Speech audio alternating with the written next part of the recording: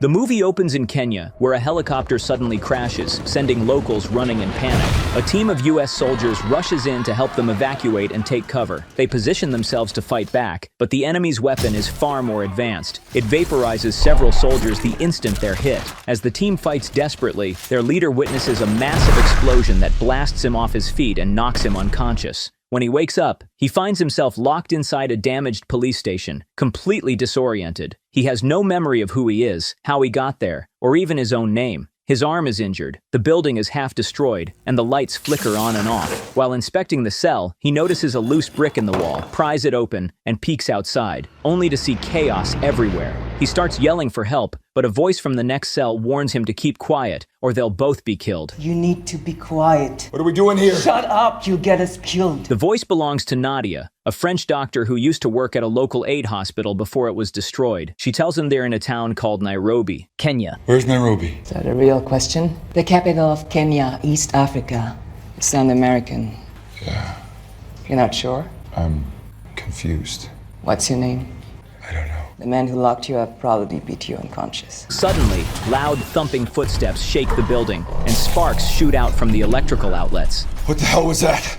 You don't remember the invasion? Who's invading? Not who. What? Nadia explains that Earth has been invaded by machine-like aliens. Moments later, the soldier hears voices outside and shouts for help again. Nadia begs him to stop. Hey! Don't do that! Men are worse than machines! But he doesn't listen. Nadia quickly hides a shard of broken glass as the armed thugs storm in, dragging a hostage whom they brutally kill on the spot. Their leader interrogates Nadia, asking who she works for, but she can't understand his language. I don't speak Kikuyu. Wants to know who you work for and why you're locked up. To everyone's surprise, the soldier replies fluently, and the leader realizes he's American. Oyo, ni wakwa. Osha, oyo ni wakwa. Sensing he might be valuable, they decide to take him. As soon as they unlock his cell, the soldier attacks, fighting the thugs hand to hand until he and one of them crash through a window. Inside, the leader and another man enter Nadia's cell to assault her, but she fights back, stabbing the leader with the broken glass, then grabbing his gun and shooting the second thug. When her weapon runs dry, she smashes a brick over the leader's head and finishes him off. Outside, the soldier manages to shoot one thug and wrestles another who tries to tase him. Strangely, he grabs the taser's live end without being harmed, channeling the electricity back and electrocuting the attacker. As he tries to make sense of what just happened, the towering alien robot that caused the earlier tremors appears. He runs and hides in a wrecked car, but the robot scans him and mysteriously leaves him unharmed. He returns to the station and finds that Nadia has already taken care of the rest. She's surprised he came back for her. Came back for me? Yeah, of course. Since he still can't remember his name, she notices the letters B.O. on his sleeve and decides to call him that. I'll call you Bo. Oh. After patching his wound and collecting weapons from the fallen thugs, Bo and Nadia head out together in search of safety. Outside, Bo wants to head for the nearest US base. He thinks they'll find help there. He argues they should avoid crowds and travel in the open because the aliens are hunting humans, especially in groups. Nadia, however, believes that's too dangerous. She expects the base will be nothing but dead bodies. Bo insists there must still be people hiding in bunkers and trying to communicate with the Pentagon. Nadia then drops the bomb. All satellites were destroyed 8 days ago, and the Pentagon is gone. Despite the grim news, Bo is determined to act and fight for whatever's left, and Nadia reluctantly agrees to come with him. They find a working car. Bo fixes the tires while Nadia scavenges food and water from abandoned vehicles. Bo gets flashes of the battle he fought before losing his memory, but the images don't make sense. While they drive, Bo loads his gun and asks how Nadia handles firearms so well. She says she was a medic in the French army, and sometimes medics have to drop the needle and pick up a rifle. Suddenly, bullets tear into the car, and they veer off the road. Soldiers surround them, the Kenyan army. With their hands up, Nadia speaks Swahili and claims she's a foreign aid doctor who needs safe passage. She lies that Bo is a US soldier escorting her. To their surprise, Bo speaks the local language and tells the commander to stand down. The commander says the US military no longer exists, but will let them pass in exchange for water. Nadia agrees to share, but one soldier spots a symbol on Bo's arm and shouts that he's from the dish. Bo disarms one of them, guns down the attackers, and spares only the commander and a female soldier. He forces the woman to drop her weapon and demands to know about the tattoo. The commander explains there's a heavily guarded American radar station near the western border with the same symbol. He also says people suspect the alien machines are US-made because the satellite dishes at that radar station are the only things left standing. The female soldier lunges lunges at Bo, but he overpowers her without firing. Another memory flash hits him. Bo and Nadia take the soldier's jeep and continue toward the radar station. As they drive, Nadia notes that Bo must have been in the special forces because of his superior fighting skills and ability to speak many languages. Bo removes his bandage and notices his wound forms an arrow pointing toward the dish. He argues that heading to the station is the right move. Nadia protests. What if the Kenyan soldiers are right and the Americans there are involved? Bo's answer is blunt. They'll deal with and eliminate anyone who stands in their way. Later, they spot a warning sign about landmines ahead, forcing them to detour through an abandoned town. As they drive in, they find the road covered with loose electrical cables sparking dangerously. While they're deciding what to do, an alien robot appears behind them. With no choice left, they gun the jeep forward through the cables as the robot chases and opens fire. The vehicle breaks down, so they abandon it and flee on foot. Hiding behind debris, they suddenly hear a child scream. A little girl and her father are being hunted by the robot. They watch helplessly as the machine kills the man in front of his daughter. Nadia fires her gun to distract it, but it's too late. The girl is also targeted. The robot scans the area, including Bo and Nadia's position, but again moves on without attacking. We couldn't help them.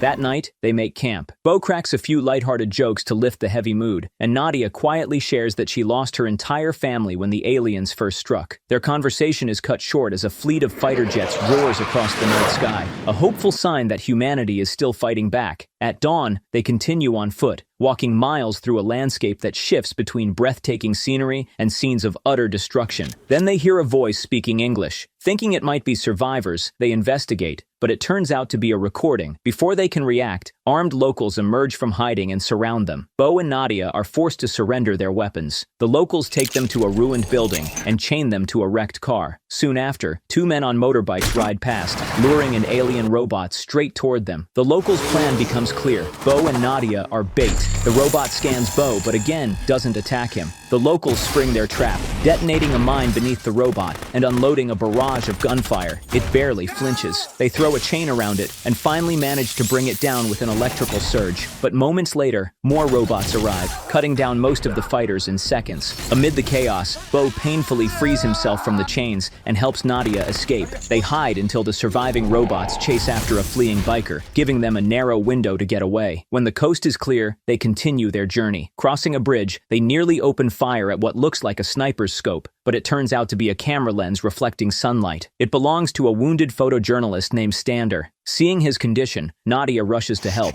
but he refuses, saying the wound is fatal and he's already dying. Stander tells them he has documented everything since the invasion began. The alien ships, the attacks, even child soldiers fighting back. He shows them haunting photos, including one of a boy standing alone against an alien robot, saying his images are proof that humanity hasn't given up. A child facing down a giant. This is it. This is the human spirit. Tomorrow, this picture could rally the resistance. That's why it has to live on. A distant explosion shakes the area, and they rush into an abandoned building for shelter. Inside, Stander notices the symbol on Bo's arm and recognizes it. He's seen it at a radar station in one of his photos. He shows Bo the image and offers to trade. He'll give them the camera, which might help locate the station, in exchange for a bullet to end his pain. I took pictures all the way from there to here, sir. If you're a clever little soldier, you could work out where I took each picture and kind of backtrack your way there, like digital breadcrumbs.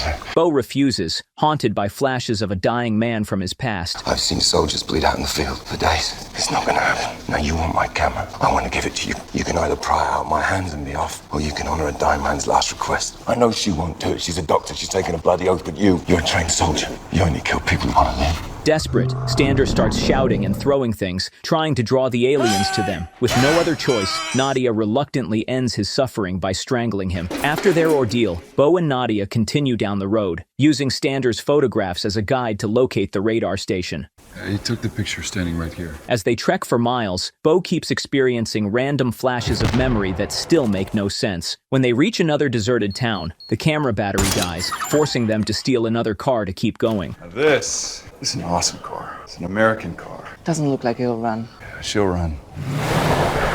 After hours of driving, they hear strange noises coming from the car's radio. Curious, they pull over to investigate. Nearby, they find a destroyed robot, their first sign that the machines can actually be defeated. Bo remarks that there must be a weakness somewhere, a way to fight back and eliminate them all. Suddenly, they hear heavy stomping and see a massive dust storm closing in. They rush back into the car and speed off as hundreds of robots emerge behind them, firing wildly. In a desperate escape attempt, they abandon the car and hide inside an abandoned house, crouching in the basement as the robots march overhead. In the tense silence, fear gives way to a brief moment of closeness between them, but it doesn't last. The ground begins to shake, and the house is torn apart as a massive alien ship appears above them, sucking everything upward. Bo and Nadia are pulled into the air, but when the ship scans Bo, it suddenly releases him and takes Nadia instead. He falls hard to the ground and loses consciousness. When Bo wakes up, his leg is impaled by a wooden shard. Gritting his teeth, he removes it, wraps the wound, and fashions a walking stick. Limping and weak, he continues his journey alone until he finally reaches the radar station. But what he finds crushes him. The base lies in ruins, the equipment destroyed, and the place deserted. Only a fresh graffiti mark on a wall suggests anyone has been there recently. Following the clue, Bo heads to a nearby abandoned town to find whoever left it. Upon reaching the town, he collapses against a wall to rest. Then he spots a group of locals being chased by a robot. To his shock, they use a strange device to disable it instantly. Before he can react, several other robots of different models appear and surround him. They scan Bo for a few tense seconds, then inexplicably turn and leave.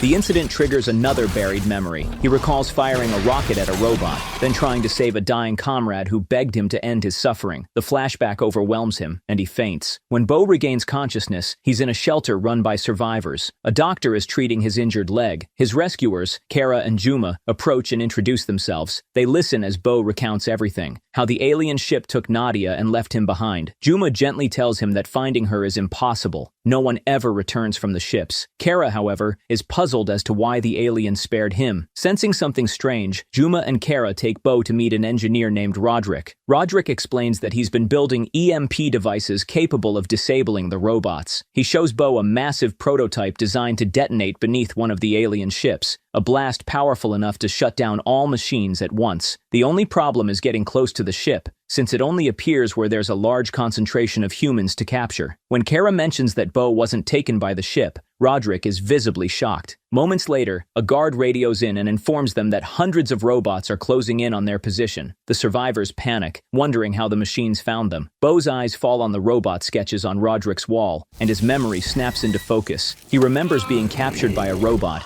cables forced into his mouth as a tracker was implanted in his spine. Before passing out, he drew an arrow on his arm as a clue. Realizing the truth, Bo confesses that he's the reason the robots found them. The machines use implanted trackers to follow survivors back to their hideouts, and he's one of the tagged hosts. The revelation enrages Kara, who points her gun at him, ready to kill him to protect her people. But Juma steps in, insisting that the damage is already done, and that killing Bo won't change anything. Bo, racked with guilt, proposes a desperate plan to use himself as bait to lure the alien ship in and give Roderick the perfect chance to detonate his EMP device. The group quickly forms a plan to locate the alien ship's next abduction site. Bo insists they should try to rescue the people already taken, but Roderick explains that their priority is to protect those still on the ground. With other countries already fallen, it's up to them now. Soon, everyone begins evacuating the shelter and gearing up for battle. Bo notices a woman who looks strikingly like Nadia, but when she turns, he realizes it's someone else. Before they leave, Roderick explains how to operate the EMP device, stressing that it's their only shot at stopping the robots. Armed and ready, the team sets out with the device. The roads are eerily quiet as they move cautiously through the ruins. Suddenly, they trigger a hidden bomb. The blast kills several of their teammates instantly. The survivors press on and soon spot the spaceship heading in the opposite direction. To intercept it, they decide to take the tunnels. Inside, they move carefully, but are soon ambushed by a large robot. 2 team members are killed, but the rest manage to escape. As they continue deeper, a smaller robot appears and opens fire, wounding Kara. They destroy it, but more robots are closing in. Realizing she won't survive, Kara orders the others to leave her behind. She takes Roderick's grenades and stays to hold off the advancing robots. As the rest flee with the EMP device, Kara detonates the grenades, creating a massive explosion that buys them time. Meanwhile, Bo and Roderick finally locate a large crowd of captives surrounded by robots, with a massive alien ship hovering above them.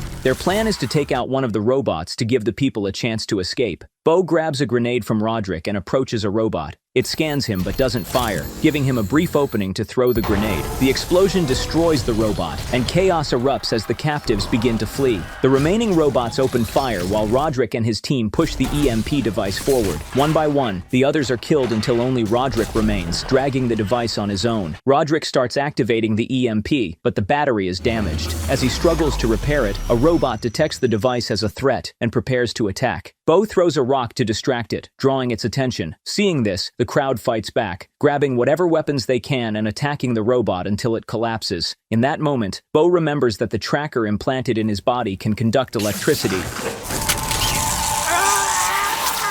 Determined to finish the mission, he places one hand on the fallen robot and the other on the EMP device. Electricity surges through his body as he channels power into the machine. The EMP activates, releasing a massive shockwave that disables all the robots in the area. The alien ship crashes and explodes in a fiery blast. Bo collapses from exhaustion and drifts into unconsciousness. In his mind, he sees flashes of his time with Nadia, their journey, their bond, their fight to survive. When he wakes up, Roderick is beside him, smiling and telling him the plan worked. The robots are gone. Bo says he now remembers everything. They help him to his feet and ask for his real name. Bo pauses for a moment, then smiles and says, I'm going with Bo.